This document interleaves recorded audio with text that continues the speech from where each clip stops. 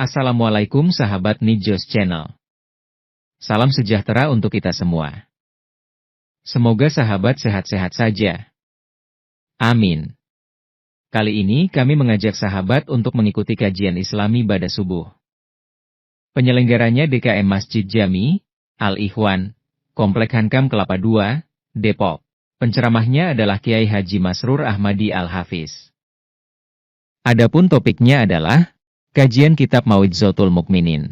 Oleh karena itu, marilah kita simak apa yang akan disampaikan. Semoga dapat menambah ilmu dan wawasan keislaman kita semua. Jangan lupa subscribe, like, share, komen dan nyalakan lonceng notifikasinya. Bismillahirrahmanirrahim. Assalamualaikum warahmatullahi wabarakatuh.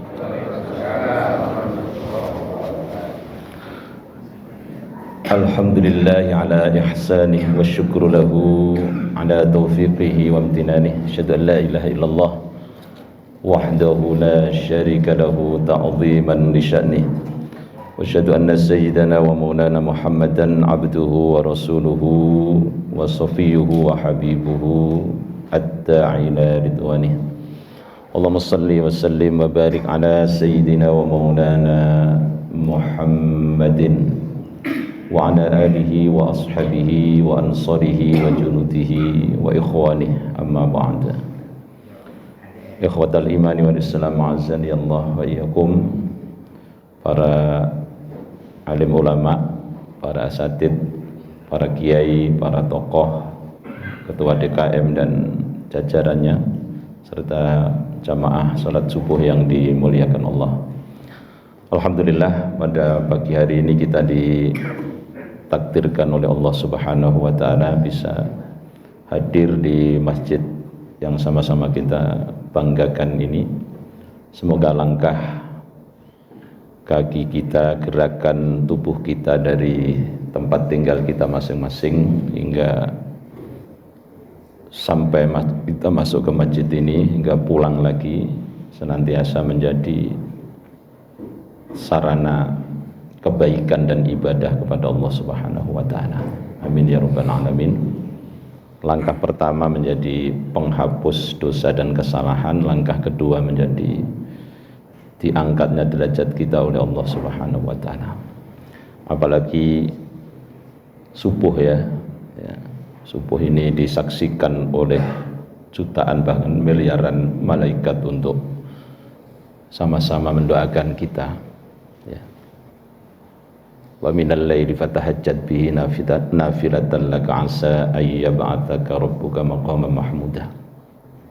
Aqimis sholata liduluki syamsi ila ghasaqil laili wa qur'anal fajr inna qur'anal fajri kana masyhuda. Ya, jadi salat fajar itu disaksikan oleh jutaan bahkan miliaran malaikat untuk mendoakan orang-orang yang sholat berjamaah di masjid.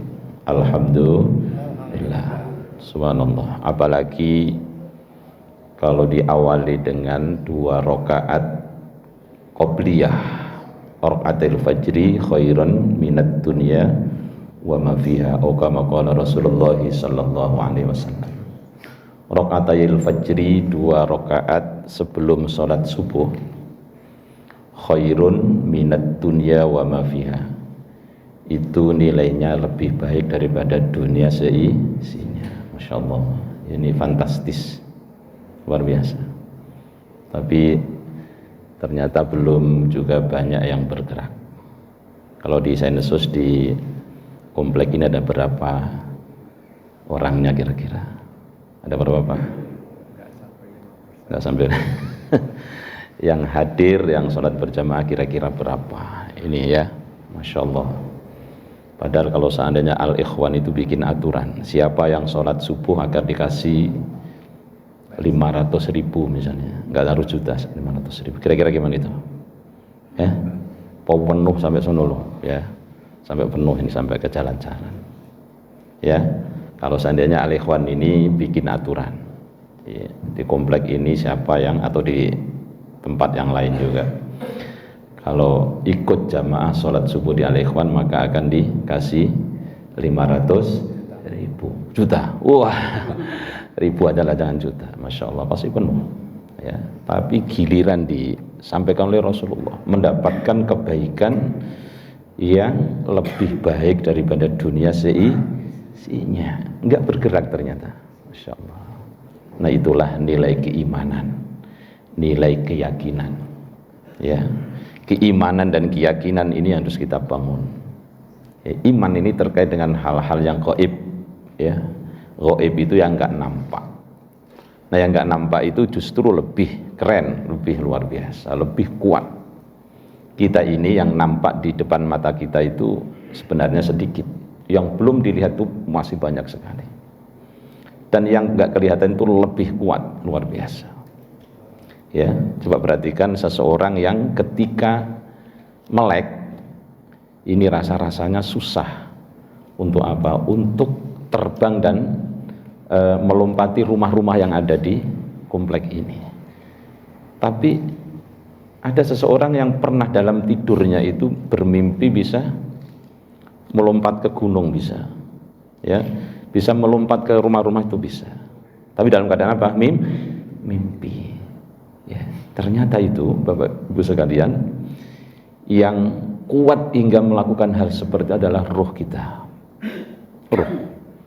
Roh itu bisa berselancar tatkala kita dalam keadaan tidur. Ini sudah dijelaskan oleh para ulama. Jadi roh, jiwa, dan nyawa itu berbeda-beda. Roh ini kita nggak tahu, ya, seperti apa warnanya, sosoknya seperti apa kita nggak tahu. Tapi yang gaib, yang nggak kelihatan ini luar biasa. Tatkala lepas dari sangkar badan yang penuh dengan apa namanya, kekotoran ini, kemudian roh itu menjadi kuat luar biasa. Ya, karena tidur itu disebutnya mati juga. Ya, jadi tidur itu disebut mati kecil. Ya. Ya, tidur disebut mati karena roh itu lepas dari badan. Makanya roh ini akan menjadi pembahasan yang nggak pernah habis. Sehingga Al-Quran mengatakan yas'alunaka anir ruh kulir ruhu min amri rabbi wa ma utitu minal ilmi illa qalila. Yas'alunaka anir ruh. Ya, akan bertanya orang-orang itu tentang ruh kepada engkau wahai Muhammad. Nanti kalau ada orang bertanya, jawab. Kul, katakanlah, ar-ruhu min amri rabbi. Ruh itu urusan Tuhanku. Subhanallah. Jadi yang enggak kelihatan itu keren, luar biasa. Tapi manusia ini memang kalau dikasih tahu yang enggak nampak itu memang susah. Ya. Ya, makanya kalau di sensus di dunia ini yang enggak percaya akhirat sama yang percaya itu banyak enggak percaya. Atau percaya setengah-setengah. Ya. Insyaallah. Maka kalau dalam persoalan ini, kalau kita mengikuti pola atau cara keyakinan kebanyakan orang di muka bumi ini pasti tersesat.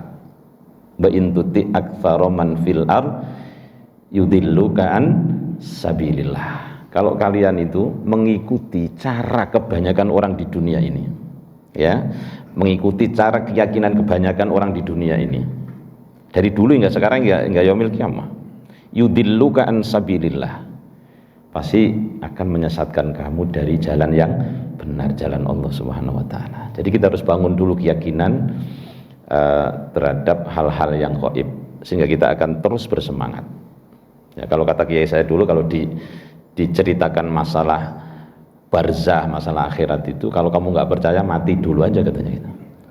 Suruh mati dulu baru percaya gitu ya. Ya, kamu mati dulu kalau nggak percaya ya, baru nanti setelah itu baru ditambahkan semuanya. Nah, kita ini harus menjadi orang-orang yang cerdas dini, Bapak Ibu sekalian. Cerdas apa Bapak Ibu? Cerdas dini. Cerdas dini itu ya artinya kita sudah percaya di dunia ini. Ketika disampaikan informasi dari Al-Quran, dari ahaditsur Rasul, dari hadis-hadis Rasulullah, sekalipun kita belum pernah melihat itu, informasi itu, kita sudah percaya. Itu namanya apa? Cerdas dini. Alhamdulillah, kita sudah percaya. Jangan sampai kita terlambat nanti. Ya, banyak orang yang terlambat, dia menjadi cerdas, matanya menjadi kuat. Ya. Jadi pandangannya menjadi kuat tatkala sudah berada posisinya di akhir-akhir hidupnya. Wajaat sakaratul maut bil haq. Sakaratul maut itu datangnya pasti benar. Gak pernah ada orang yang gak sakaratul maut, pasti mengalami sakaratul maut. Hanya saja kadarnya bisa berbeda-beda. Wajaat sakaratul maut bil haq dzalika ma kunta minhu tahid wa nufikha fis suri dzalika yaumul wa'id wajaat kullu nafsin ma'aha sa'iq wa syahid laqad kunta fi ghaflatin min hadza fakashafna 'anka ghita'aka fabasarukal yauma hadid. Jadi tatkala seseorang mengalami sakaratul maut, siapapun orangnya, ya, siapapun orangnya, ya, itu nanti pandangan matanya akan menjadi lebih cerdas. Hadid itu besi, jadi pandangannya menjadi kuat. Maksudnya apa? Jadi tutup yang selama ini, ya, atau hijab tidak pernah dibuka oleh Allah. Tatkala sakaratul maut itu dibuka oleh Allah Subhanahu wa taala. Rahasia-rahasia itu nampak semuanya. Ya. Jangan sampai kita nyadar kita cerdas tapi sudah terlambat. Enggak akan diterima tobat kita oleh Allah Subhanahu wa taala. Maka sebelum terlambat itu kita mesti sadar. Jangan sampai menyesal. Ya, karena penyesalan itu datangnya belakangan. Ya, banyak orang yang menyesal. Ya. Fir'aun juga tatkala sudah tenggelam di lautan kan begitu. Dia mau iman kepada Tuhannya Bani Israel, ya, kepada Tuhannya Nabi Musa. Tapi sudah terlambat. Kalau gitu Fir'aun matinya mati kafir, mati mukmin. Kafir. Walaupun dia pengen sebenarnya. Ketika menyaksikan, ya, fabasarukal yauma hadid, matanya ya, dibuka kasyafnya itu oleh Allah, bisa melihat segala sesuatu yang tadinya nggak kelihatan. Dia mau percaya tapi sudah terlambat. Mulutnya disumpal oleh malaikat dengan pasir, ya, sungai Nil. Jadi lautan ini maksudnya sungai Nil di situ, ya, sehingga dia tidak mampu lagi untuk mengucapkan kalimat la ilaha illallah. Ya, makanya jangan terlambat kita ini, mumpung masih banyak kesempatan. Di antaranya kita bisa hadir di tempat ini dalam rangka apa? Dalam rangka mencerdaskan diri kita supaya nggak terlambat nanti. Ya, masya Allah. Belum nanti di padang mahsyar, belum nanti, ya, menjelang, ya, dimasukkan kita ke surga atau di neraka. Tadi saya bacakan ayatnya di dalam surat Az-Zumar tadi, wasiqal ladina kafaru ila jahannama zumara. Ya, orang-orang kafir nanti akan dihalau, dikumpulkan, ya, ke jahanam zumara, berbondong-bondong, berkelompok-kelompok. Panjang ayatnya, saya hanya mengutip sedikit. Kemudian wasiqal ladzina taqaw rabbahum ilal jannati zumara. Kelompok kedua, orang-orang mukmin akan juga dikelompokkan, dikumpulkan nanti zumara, berbondong-bondong, berkelompok-kelompok ilal jannah. Wasiqal ladzina taqaw ilal jannati zumara. Cuman kondisinya berbeda-beda. Subhanallah, ya. Mumpung masih ada kesempatan, kita gunakan untuk melakukan kebaikan yang sebanyak-banyaknya. Dan kita ini, nasib kita nanti sampai akhirul hayat itu nggak tahu. Makanya lagi-lagi kita dipaksa untuk mengimani yang ghaib, yu'minuna bil ghaib. Ya, keimanan itu terkait dengan hal-hal yang ghaib, yang tidak nampak di kasat mata kita. Ya, ini penting Bapak Ibu sekalian, karena inilah dasar dan landasan yang harus kita kuatkan dalam diri kita. Sehingga ini akan membentuk perilaku dan akhlak kita dalam beragama ini. Baik jemaah sekalian, karena saya akan diminta ketika ada pekan ke-5, ya, dan pekan ke-5 itu kayaknya bukan hanya sekali, ya, sering.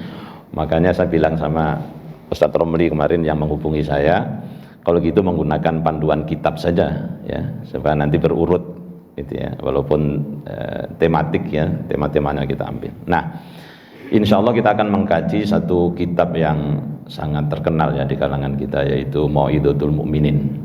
Ini adalah ringkasan dari Ihya Ulumuddin lil Alamah Almarhum Asy-Syaikh Muhammad Jamaluddin Al-Qasimi Ad-Dimashqi, seorang ulama pakar ya dalam bidang tasawuf, akhlak ya.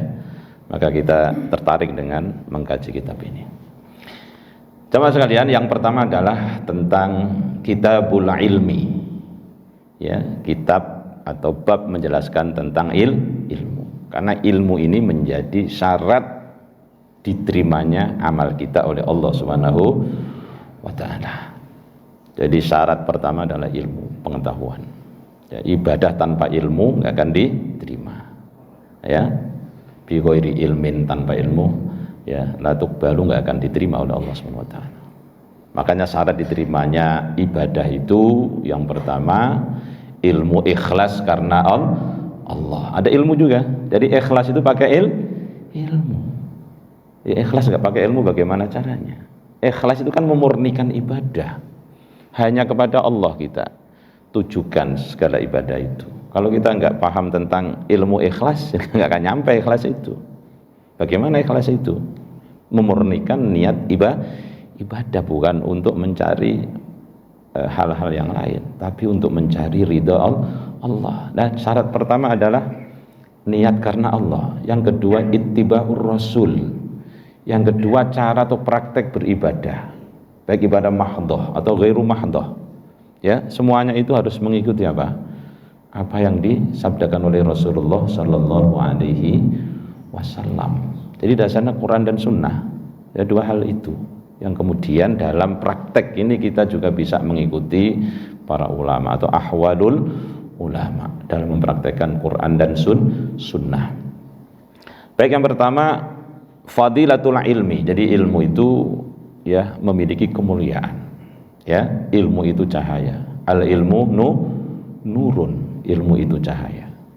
Dan ilmu itu dibagi menjadi dua. Al ilmul mahmud wal ilmul madmum. Ada ilmu yang terpuji, ilmu agama atau ilmu apa saja yang mendatangkan kebaikan, mendatangkan manfaat yang akan diperoleh oleh umat manusia. Imam Ghazali tidak membatasi ilmu agama, ilmu umum, semuanya ilmu agama, semuanya ilmu yang bersumber dari Allah Subhanahu wa taala. Ada ilmu madmum, ilmu yang tercela.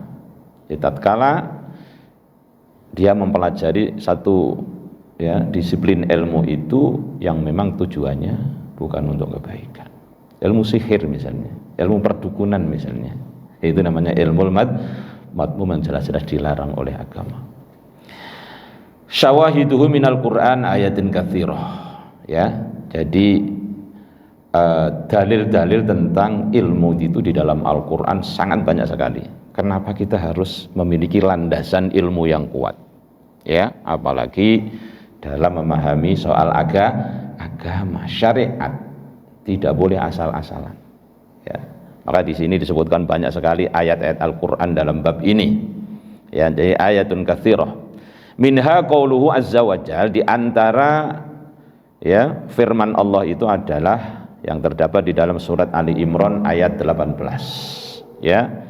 Fi suratul Imran ayat 18, yaitu syahidallahu annahu la ilaha illa huwa wal malaikatu wa ulul ilmi qaimam bil qist. Ini saya rasa sudah banyak yang hafal nih. Kalau yang hafal coba kita baca bareng-bareng, yang sudah hafal saja. Syahidallahu annahu la ilaha illa huwa wal malaikatu wa ulul ilmi qaimam bil qist. Ya, Masya Allah, ini ayat ini menjadi bukti yang nyata yang kuat bahwasanya ilmu itu penting sekali. Ya, sampai Allah mengatakan syahidallah, telah menyaksikan ya Allah, annahu, bahwa sesungguhnya la ilaha illa huwa, tidak ada ilah yang patut disembah, enggak ada sesembahan yang patut diibadahi kecuali Dia sendiri. Ya, kecuali Allah sendiri. Jadi Allah menyatakan, mendeklir, jadi deklarasi Allah Subhanahu wa taala bahwa Dialah Tuhan satu-satunya. Makanya ilmu tentang Allah ini harus kita pelajari lebih dulu. Bagaimana kita mengenal Allah Subhanahu wa taala dengan asma dan sifat-sifatnya. Ya. Baik rububiyah atau uluhiyahnya kita kenali semuanya, sifat-sifat Allah. Yang 20 ya kalau pakai madzhab Asy'ari, yang aqaid 50 itu, kemudian ada nama-nama Allah yang sebenarnya bukan dibatasi hanya 20 ya. Ada nama-nama yang lain juga. Wal malaikatu, dan para malaikat ya, menyaksikan pula wa ulul ilmi, dan orang-orang yang diberikan ilmu ya, qaiman bil qisti, untuk menegakkan keadilan. Ya, ternyata ini dalam hidup ini dengan ilmu itu agar supaya keadilan bisa ditegakkan. Sulit apa gampang jemaah menegakkan keadilan itu? Sulit apa gampang? Hah?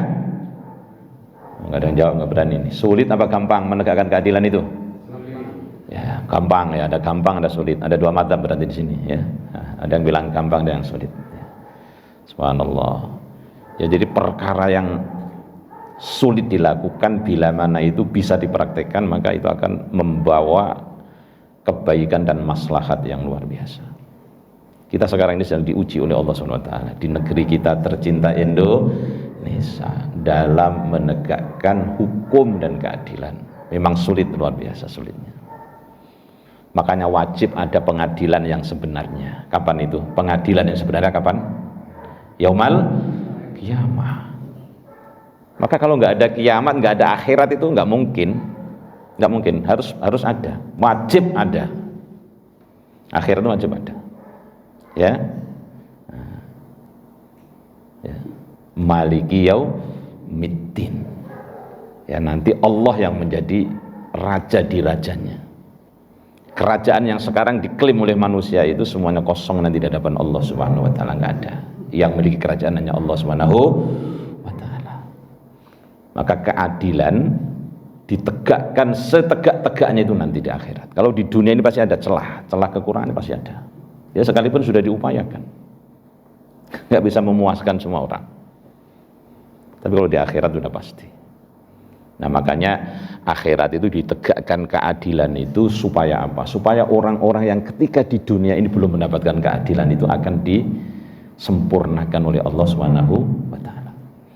Kalau akhirat itu nggak ada, Bapak Ibu sekalian, kalau misalnya nggak ada pengadilan di akhirat, itu betapa zalimnya Sang Pencipta.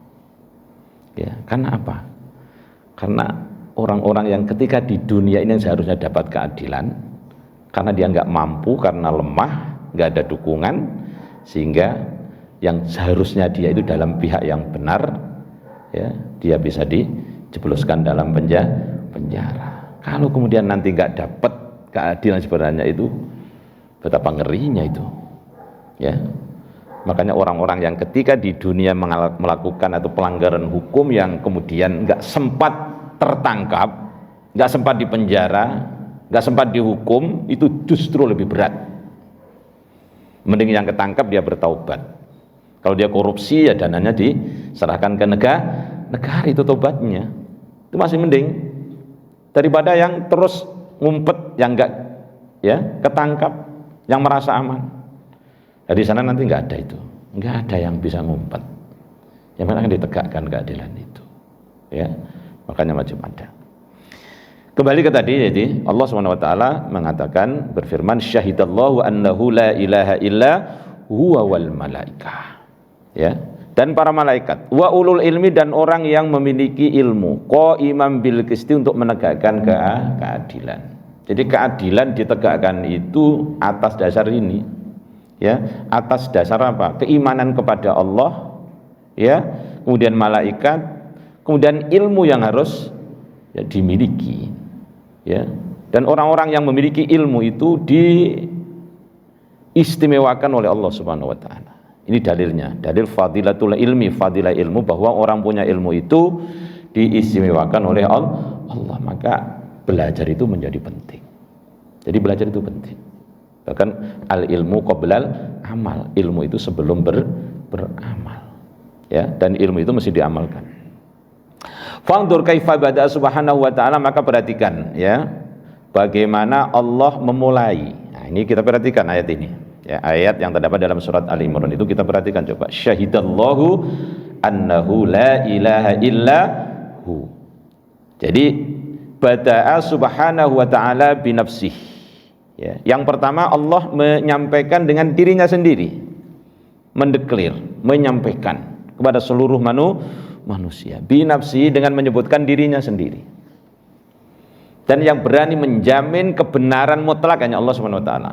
Ya. Kemudian diberikan kepada para rasulnya.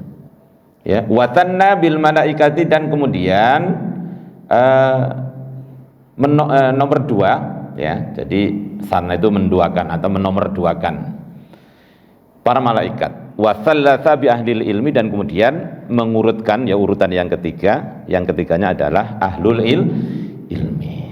Jadi ahlul ilmi ini dipuji-puji oleh Allah Subhanahu wa taala. Wa nahika bihadza syarfan wa fadlan. Maka cukuplah, ya. Jadi Allah mencukupkan itu saja, 3 hal saja, ya. Syarafan wa fadlan, karena apa namanya? Ini satu kemuliaan, ya, yang diberikan oleh Allah Subhanahu wa taala terhadap orang-orang yang berilmu. Subhanallah. Jadi disebutkan secara berurutan Allah, malaikat, dan orang berilmu. Dalam ayat lain disebutkan innama yakhsyallaha min ibadihil ulama. Jadi orang yang paling takut kepada Allah, yang menjiwai, mentaati, ya, mengamalkan itu, ya, para ulama. Ya.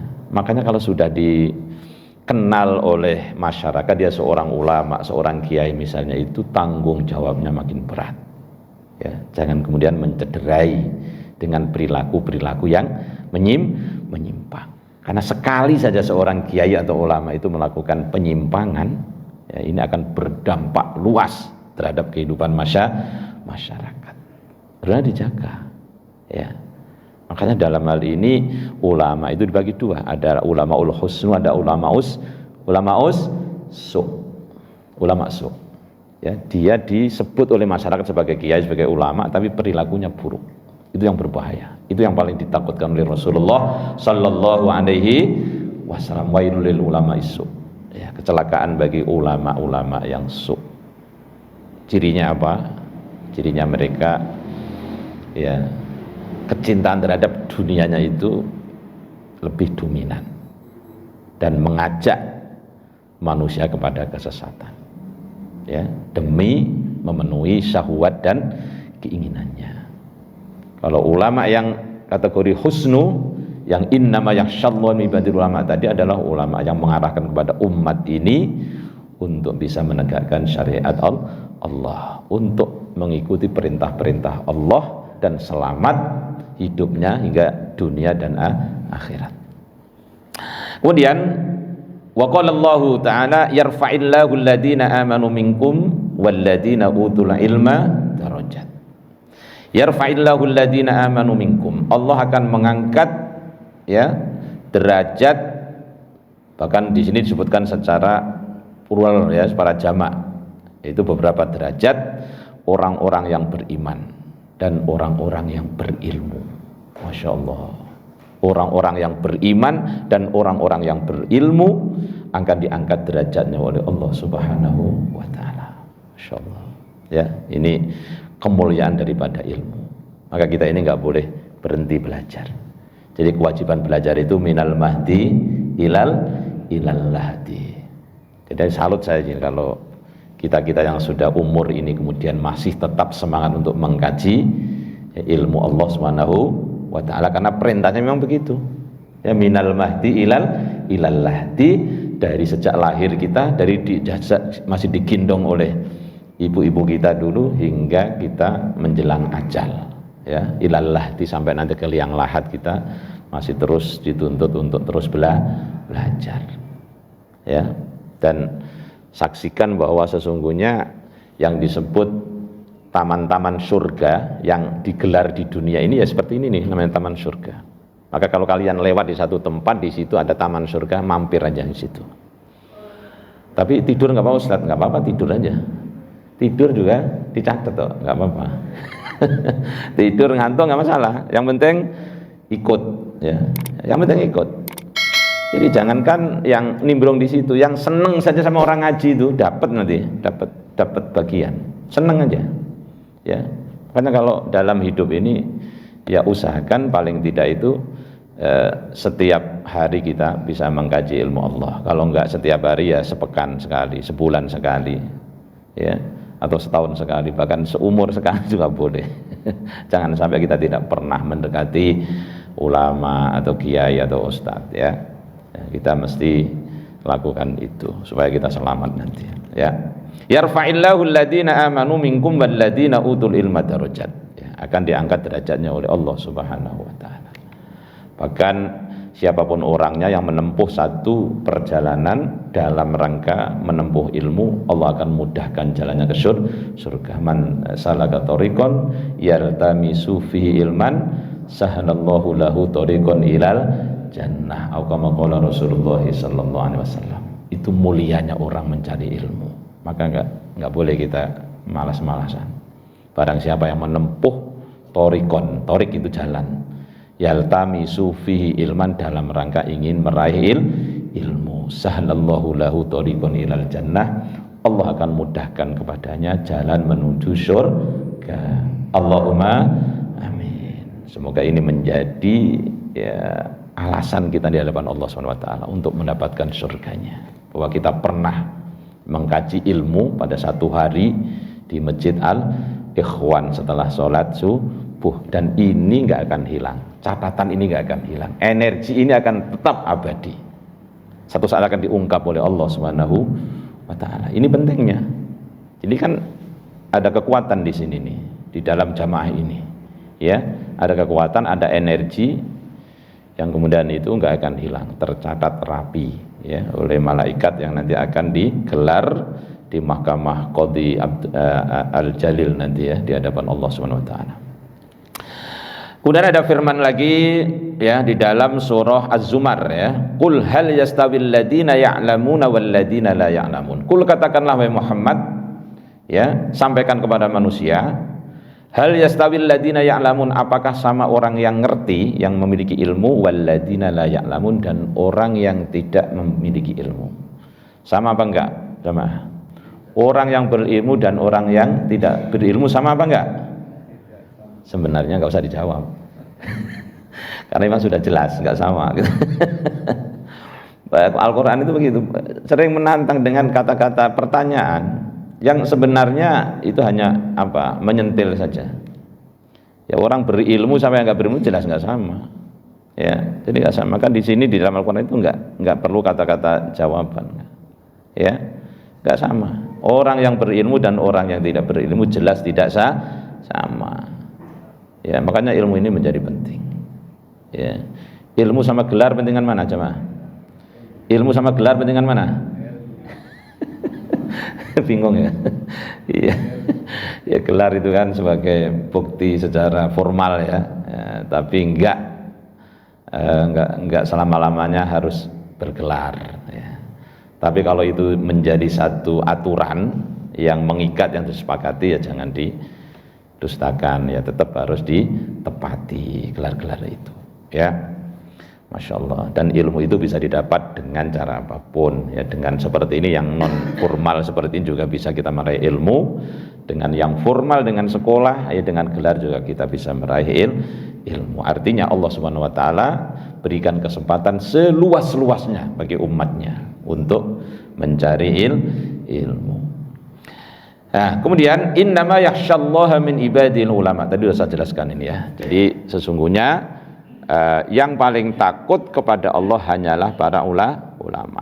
Nah, ini juga lagi-lagi tentang bagaimana mulianya ilmu tersebut. Kemudian berikutnya, walau raddu ila rasul wa ila ulil amri minhum la'alimahul ladina yastambitunahu minhum. Ya. Jikalau mereka menyerahkan perkara kepada Rasul, walau radduhu ila rasul. Ya. Jadi ini perintah Allah SWT agar menyerahkan segala urusan itu kepada Rasulullah Sallallahu Alaihi Wasallam. Bagaimana Pak Ustadz, sekarang kan Rasul sudah nggak ada. Ya baca lagi itu jejak beliau, ya jejak beliau, karena ada namanya hadis. Ya, Jadi alat ukurnya benar atau tidak adalah hadis Rasulullah Sallallahu Alaihi Wasallam. Ya, kembalikan kepada itu. Karena Rasul itu tidak pernah berbicara tanpa berdasarkan wahyu. Semuanya apa yang beliau bicarakan itu berdasarkan wahyu Allah Subhanahu wa taala. Wa ma yantiqu anil hawa in huwa illa wahyu yuha 'allamahu syadidul quwa dan seterusnya. Jadi berdasarkan wahyu Allah Subhanahu wa taala. Kalau kita kan kalau ngomong itu lebih didominasi apa? Kalau kita ini manusia biasa. Ambisi dan hawa nafsu. Ya, haddun nafsi lah istilahnya itu ya. Giliran untuk kepentingan diri sendiri luar biasa itu semangatnya. Ya, tapi kalau untuk orang lain ya biasa-biasa saja. Itulah kebanyakan manusia.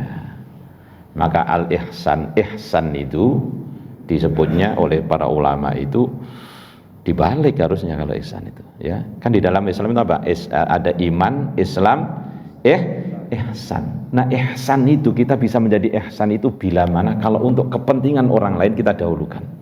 Tapi kalau untuk kita sendiri ya secukupnya. Bisa nggak kita seperti itu jamaah? Bisa nggak jamaah? Kalau untuk orang lain kita lebih prioritaskan, bisa nggak? Susah, bisa tapi susah Pak, susah sekali. Kebanyakan orang itu kalau untuk dirinya sendiri, keluarganya sendiri, subhanallah, diperjuangkan sampai titik darah penghabisan.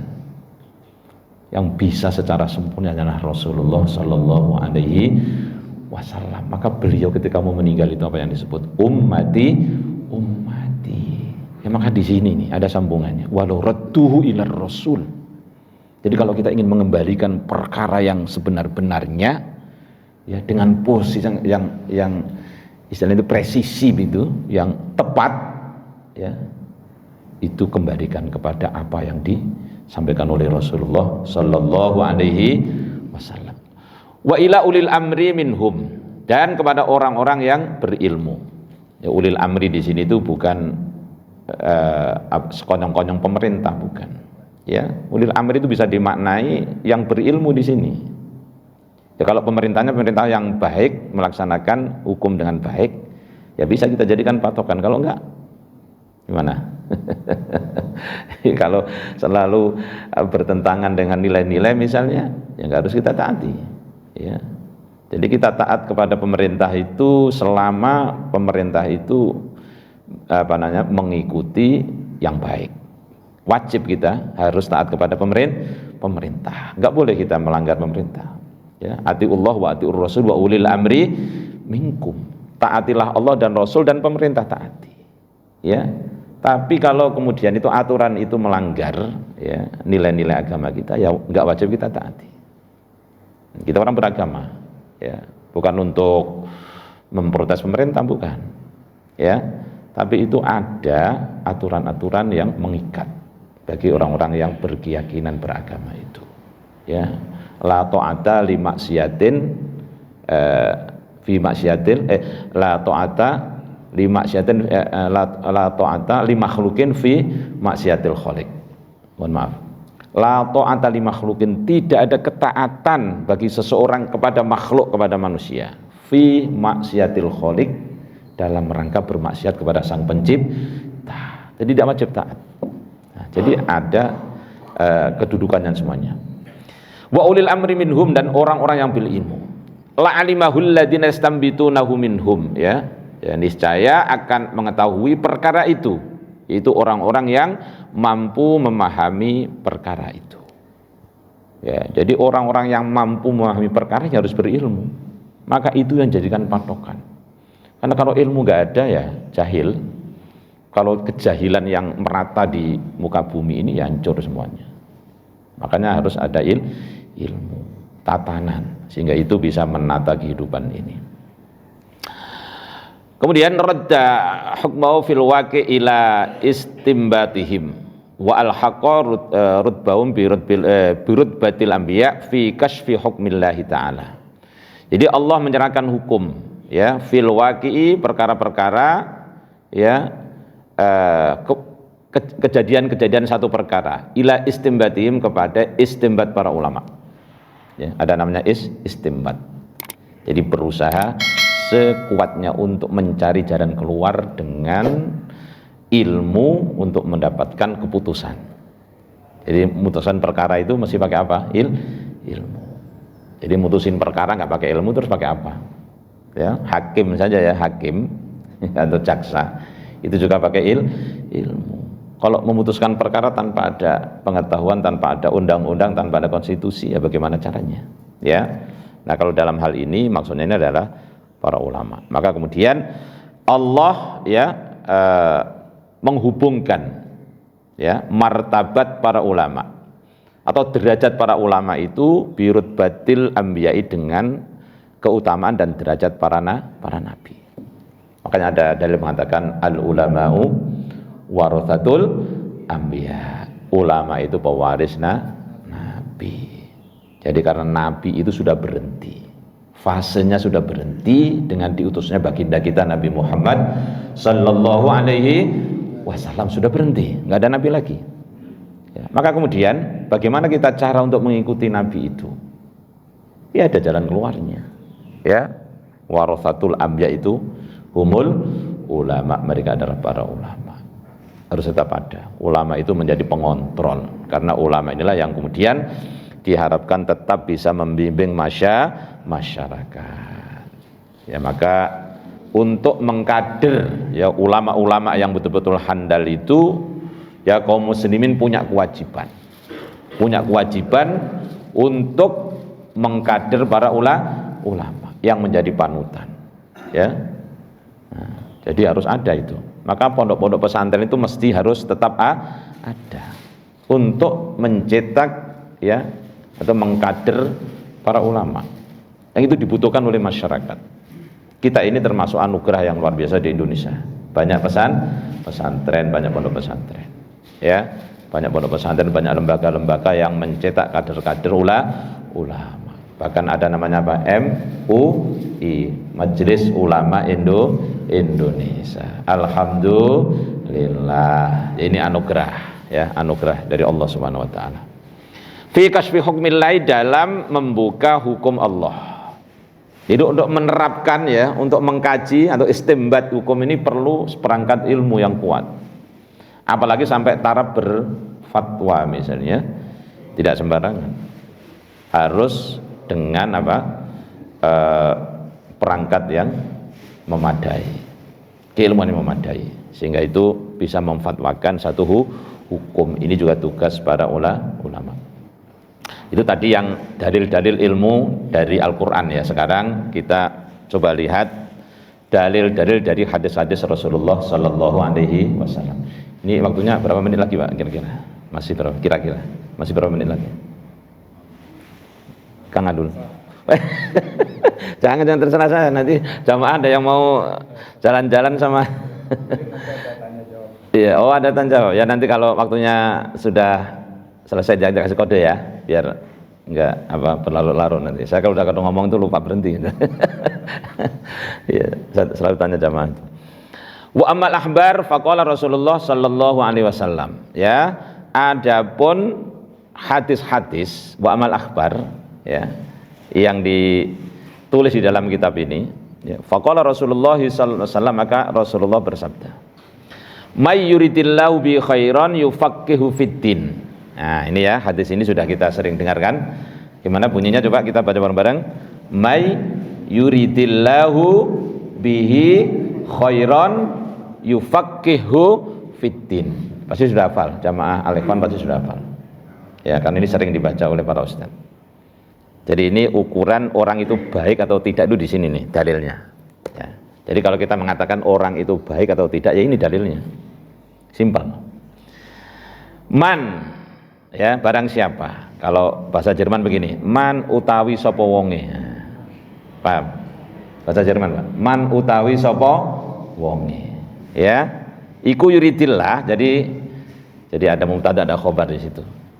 Jadi Tuhan menghendaki, Allah menghendaki bihi kelawan man, kelawan wong mau ya. Kalau bahasa Jerman tuh ya, barang siapa yang dikehendaki oleh Allah khairon, kebaikan, yufaqihu fiddin, maka Allah akan mencerdaskan, Allah akan memintarkan orang tersebut fiddini, dalam ilmu agama.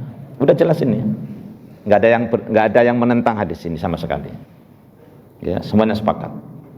Dan ini banyak dihafal oleh kita. Barang siapa yang Allah kehendaki orang itu menjadi baik, maka ciri-cirinya, indikatornya adalah Allah berikan semangat orang tersebut untuk bisa belajar agama. Gitu aja pokoknya. Kalau ada orang doyan agama, doyan ngaji, doyan pergi ke masjid untuk mengikuti kajian, saksikan itu orang baik. Simpel aja. Kan nggak semuanya orang mau seperti ini, nggak semuanya. Ya. Itu tadi yang saya sampaikan, di sini itu berapa penduduknya yang muslim. Yang doyan seperti ini berapa persen Pak kira-kira Pak DKM? Ada 5%? Enggak ada 5%, enggak ada. Nah gitu. Ya. Jadi indikator kebaikan itu ini aja gampang. Jadi kalau doyan belajar syariat, doyan agama, doyan ngaji, doyan belajar Quran, itu saksikan. Dia adalah orang baik. Yufaqihu fiddin. Jadi mau mengkaji ayat-ayat Allah Subhanahu wa taala, mau membaca, ya, mau mengkaji, mau memahami, mau mengamalkan. Iya. Karena orang yang tidak mau membaca Al-Qur'an, enggak mau memahami, enggak mau mengamalkan, itu 14 abad yang lalu sudah dikhawatirkan oleh Rasulullah sallallahu alaihi wasallam. Wa qala Rasul ya Rabbi inna qaumi ittakhadhu hadzal Qur'ana mahjura. Jadi ini keluhan Rasulullah sallallahu alaihi wasallam 14 abad yang lalu disampaikan oleh Allah dalam Al-Qur'an, dalam surat Al-Furqan ayat 30. Ya. Wa qala Rasul, dan Rasul mengeluh, ya Rabbi, ya Tuhanku, inna qaumi, sesungguhnya kaumku, ittakhadhu hadzal Qur'ana mahjura. Mereka menjadikan Quran di mahjur, diabaikan. Quran diabaikan. Pada 14 abad yang lalu. Dan ini menjadi isyarat, ya, nasihat ini sampai hari ini. Supaya apa? Supaya kaum muslimin itu masih tetap terus eksis untuk berinteraksi dengan Al-Qur'an. Saya ulang lagi, ya Rabbi, ya Tuhanku, inna qaumi, sesungguhnya kaumku, ittakhadhu hadzal Qur'ana mahjura, dihajar. Ya, sekarang kita introspeksi diri masing-masing. Selama ini apakah kita sudah semangat untuk mau belajar Al-Qur'an, entah membacanya, ya, entah tafhimnya, pemahamannya, tafsirnya, tadaburnya, pengamalannya. Karena kata Imam Ibnu Taimiyah, ya, seorang ulama besar yang banyak juga dirujuk pendapatnya oleh kaum muslimin, Ibnu Taimiyah mengatakan bahwa orang yang mengabaikan Al-Quran adalah orang yang tidak mau membaca Al-Quran. Malam yaqra'il Quran faqad hajara. Barang siapa yang tidak mau membaca Quran, dia telah mengabaikan Al-Quran. Wa man qara'al Qur'ana walam yatadabbar ma'anihi faqad hajara. Dan barang siapa membaca Quran tapi dia tidak mau mentadabburkan, walam yatadabbar, tidak mau berusaha untuk bisa memahami isinya, faqad hajara, dia sungguh juga telah apa? Mengabaikan Al-Quran. Wa man qara'al Quran wa tadabbara wa lam ya'mal ma fihi faqad hajara. Dan barang siapa belajar Quran, memahami juga tapi tidak mengamalkan, kata Ibnu Taimiyah, faqad hajara, dia juga mengabaikan Al-Quran. Jadi kewajiban kita adalah mempelajari, bisa membaca, bisa memahami, belajar tafsirnya juga. Di sini sudah ada kajian tafsir, ya? Ada, alhamdulillah, ya. Pahami isinya, kemudian amalkan pesan-pesannya, sehingga kita tidak termasuk orang yang mengabaikan Al-Quran, ya. Hingga kita nanti menuntut atau minta syafaat itu pantas gitu loh, ya Bapak Ibu, ya. Jangan nggak pernah baca Quran, nggak pernah baca sholawat, nggak kenal sirah Nabi, tiba-tiba minta apa? Minta apa? Syafaat. Syafaat itu sopo? Itu ya pertanyaannya. Syafaat itu nambal. Apa? Coba nambal, menyempurnakan. Kalau nambal itu ada yang ditambal nggak? Pertanyaannya. Coba. Kalau nambal sesuatu ada yang ditambal nggak? Hah? Pada ngantuk semua kan? Kalau nambal sesuatu itu ada yang ditambal nggak? Ada yang ditambal, ada modalnya. Iya, nggak ada modal, nggak ada apa-apa, tambal apanya ditambal? Iya. Jadi nambal itu maksudnya apa? Yang nggak sempurna, yang robek-robek itu ditambal, itulah syafaat. Nah, kita nggak ada modal kok minta syafaat dari mana? Ya, kita ini dalam beribadah, dalam amal itu ya menyadari masih banyak kurangnya. Dan nanti akan disebutkan dengan namanya syafaatul udma min Rasulillahi sallallahu alaihi wasallam. Jadi kenali Rasulullah, kenali Al-Quran, baru minta apa? Syafaat. Syafaat itu penyempurna. Nah penyempurna itu ya ada yang disempurnakan. Modalnya nggak ada kok minta nambal, apa yang ditambal kan begitu. Masyaallah ya. Allahu Akbar. Ya, jadi orang yang baik ciri-cirinya adalah orang yang diberikan semangat oleh Allah untuk mau mendalami belajar agama, yufaqihu fiddin. Nah, faqih fiddin ini juga bertingkat-tingkat kita ini. Ya nggak bisa disamaratakan satu sama lain sama, nggak bisa. Ada derajat-derajatnya. Ya, ada istilahnya itu ranking-rankingnya kan begitu. Tapi yang jelas kita kalau ingin menjadi baik itu dalami soal agama, yufaqihu fiddin. Jadi tafaqquh fiddin ya.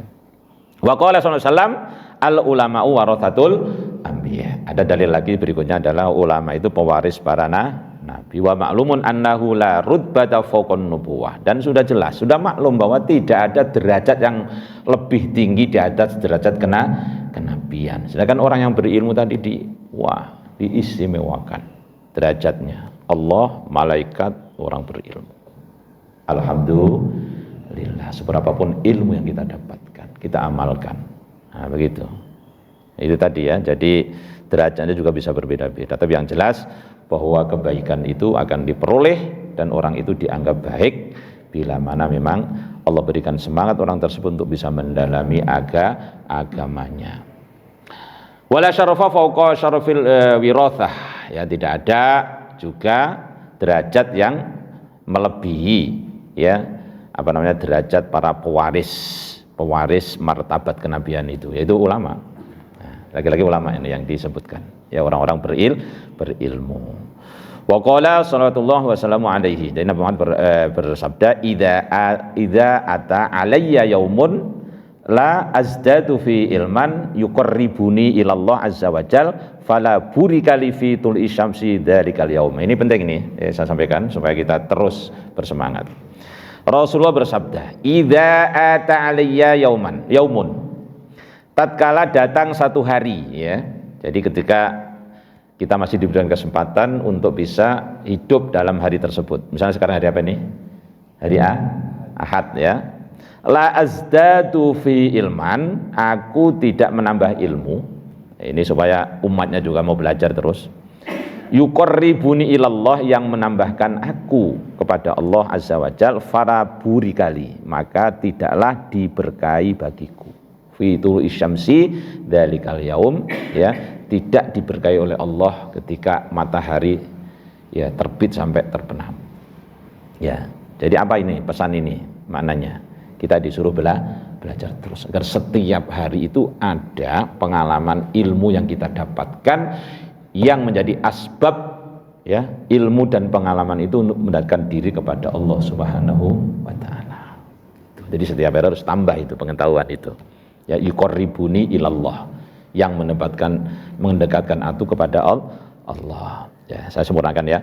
Wa qala fi tafdilil ilmi 'alal ibadati wasyahadah, fadlul 'alimi 'alal 'abid ka fadli 'ala adna rajulin min ashabi. Jadi Rasulullah juga menjelaskan tentang bagaimana keutamaan dan kelebihan orang yang berilmu itu. Rasulullah mengatakan kelebihan orang yang alim, yang berilmu, alal abidi, atas orang yang ahli ibadah tapi ilmunya enggak cukup. Kan ada orang yang semangat ibadah tapi enggak pakai ilmu. Ini berbahaya juga itu. Ibadah juga harus pakai ilmu. Nanti bisa disesatkan oleh pihak lain. Enggak punya ilmu. Ya, jadi harus tetap terus belajar. Ya, semangat boleh ibadahnya, tapi belajar enggak, jangan tinggalkan belajar untuk menyempurnakan ibadahnya itu. Maka Rasulullah memotivasi kita, fadlul alim 'alal abid, ya. Kelebihan orang yang alim, ya alim yang mengamalkan ilmunya tentu ya, alal abidi, ya di atas orang yang hanya ahli ibadah saja tidak ada ilmunya, kafadli, sebagaimana keutamanku ala adna rajulin min ashabi, ya jadi atas orang-orang yang paling rendah ya statusnya di antara para sahabat-sahabatku. Wah, sampai yang begitu mulianya ya ilmu itu, sehingga perbandingannya Rasulullah dengan para sahabat yang junior, istilah begitu ya. Masya Allah. Ini kita harus betul-betul cermat di sini. Fandur kaifa ja'alal ilma muqarinan li darajatin nubuwah. Maka perhatikan bagaimana Rasul Allah Subhanahu wa taala menjadikan ilmu itu menyertai derajat kenabian. Masya Allah, orang yang berilmu, orang yang alim itu derajatnya kayak begitu ya. Wa kaifa hatta rutbatal amal al mujarrati anil ilmi. Dan bagaimana derajat turun ya, jadi menurunkan martabat itu dengan hanya amalan-amalan yang kosong dari ilmu. Amalan banyak semangat tapi kosong ilmunya. Ini juga bisa berbahaya ya. Harus pakai ilmu. Sementara juga orang yang ilmunya banyak nggak diamalkan juga jadi ancaman. Maka seberapapun ilmu yang Allah anugerahkan itu usahakan untuk diamalkan. Misalnya ilmu tentang akhlak kita ketika mau makan. Baca apa biasanya kalau mau makan tuh? Jemaah. Kalau mau makan baca apa? Bismillah, minimal bismillahirrahmanirrahim, dan disemurangkan dengan doa mau makan. Ilmu, amalkan itu. Ketika kita mengamalkan pesan Rasulullah ketika kita mau makan pakai tangan kanan dengan bismillah, itu keberkahan akan turun ya, kemerocok istilahnya dari langit ya. Ketika setelah makan membaca alhamdulillah. Jadi apa yang sudah kita dapat untuk amalkan, pas itu akan keberkahan akan semakin turun lebih banyak ya. Wa in kana itu la yahlu an ilmil ibadah allati yuwadibu 'alaiha walau lahu lam takun ibadah ya. Jadi seorang abid yang tanpa ilmu dengan ibadahnya itu ya, maka itu akan menjadi rutinan saja ya. Rutin yang memang tidak berbekas. Kalau seandainya tidak tanpa ilmu lam takun ibadah. Jadi ibadah yang tanpa ilmu itu tidak dianggap sebagai ibadah, kan berat.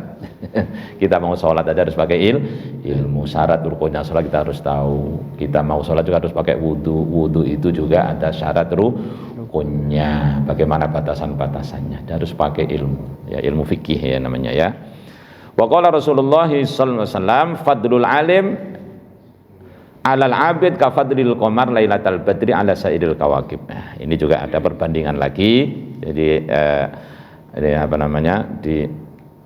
diumpamakan ya, bahwa kelebihan orang yang berilmu atas orang yang ahli ibadah yang tanpa ilmu itu sebagaimana kemuliaan bulan Lailatul Badr ya, bulan purnama ala sairil kawakibi, mengalahkan seluruh bintang-bintang yang ada di langit. Maka kemudian wa min wasaya Luqman ibnihi, ini salah satu wasiat Luqmanul Hakim, sampai nama Luqmanul Hakim itu menjadi nama apa? Nama apa? Surat dalam Al-Qur'an. Ini ada wasiat penting ini diangkat di kitab ini. Ya, ada namanya zaman dahulu itu namanya siapa? Luqmanul Hakim. Walaqad ataina Luqmanal hikmata anishkurillah. Ya, jadi Luqman. Ya, ada yang mengatakan Luqman itu ulama besar, alul hikmah, ada yang mengatakan Luqman itu seorang nabi. Itu pendapat ya, perbedaan pendapat. Tapi yang jelas Luqman ini adalah seorang sosok ahli ibadah yang berilmu, yang bisa menjadi panutan. Nah, ini salah satu nasihatnya beliau kepada anaknya. Wa min wasaya Luqman libnihi, dan wasiat ya Luqmanul Hakim kepada anaknya. Begini wasiatnya. Ya bunayya, wahai anakku. Jadi kalau kita memanggil anak itu jangan jangan begitu, Pak. Ya bunayya. Artinya apa? Wahai anakku, hai anakku. Ini di sini ada poin penting. Kalau kita ingin mendidik anak itu berperilaku baik, akhlaknya terpuji, maka harus dimulai dari kita. Ya seperti Luqmanul Hakim ketika memanggil anaknya, ya bunayya, wahai anak kecilku. Jangan manggil, Tun, misalnya. Wah, itu secara langsung tuh, bukan secara tidak langsung mengajarkan kekerasan kepada anak, enggak sopan. Panggil. Kalau kita misalnya ingin melakukan sesuatu, kita dekati. Jangan suka sok ngebos terhadap anaknya. Itu anaknya nanti enggak punya perilaku yang baik. Maka di sini ada di poin penting. Ya bunayya, wahai anakku, jalisil ulama.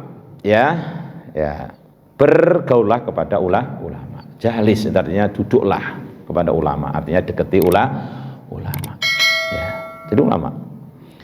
Wazahimuhum birukbataika, dan desakanlah atau desak kepada mereka dengan kedua lutut, maksudnya bukan makna dohir di sini, jadi mana kiasan di sini ya. Kita maksudnya itu disuruh mendekat ulama. Fa innallaha subhanahu, maka sesungguhnya Allah subhanahu wa ta'ala yuhyil qulub binuril hikmah. Allah itu akan menghidupkan hati hambanya, ya, yuhyi al quluba binuril hikmati, dengan cahaya hikmah. Nah, hikmah itu kita ambil dari mana? Ya, hikmah itu pengetahuan, kebijaksanaan, tentu kita ambil dari orang yang berilmu.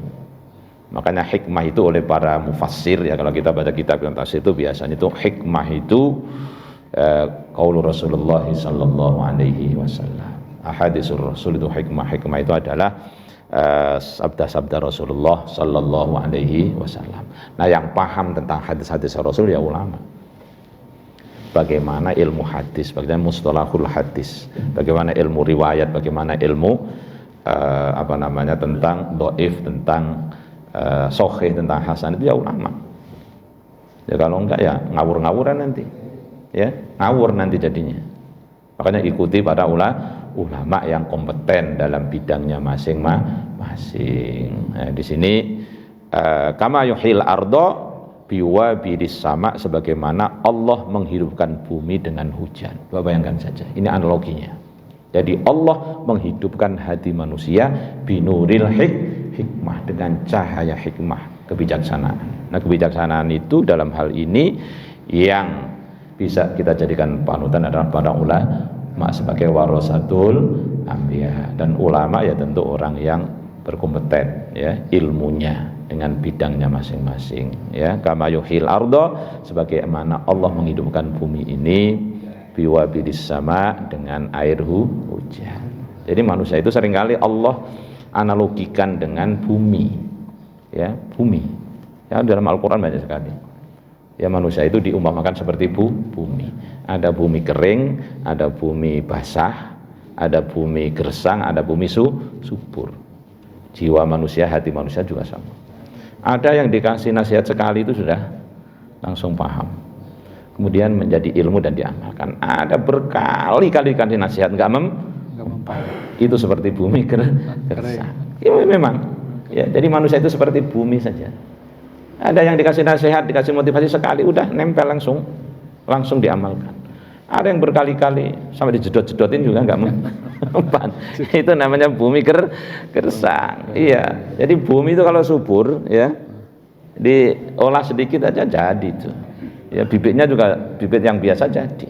Tapi kalau buminya nggak gersang. Nah, yang bagus itu buminya gersang, juga bibitnya buminya subur, haranya cukup, bibitnya bagus. Gitu ya.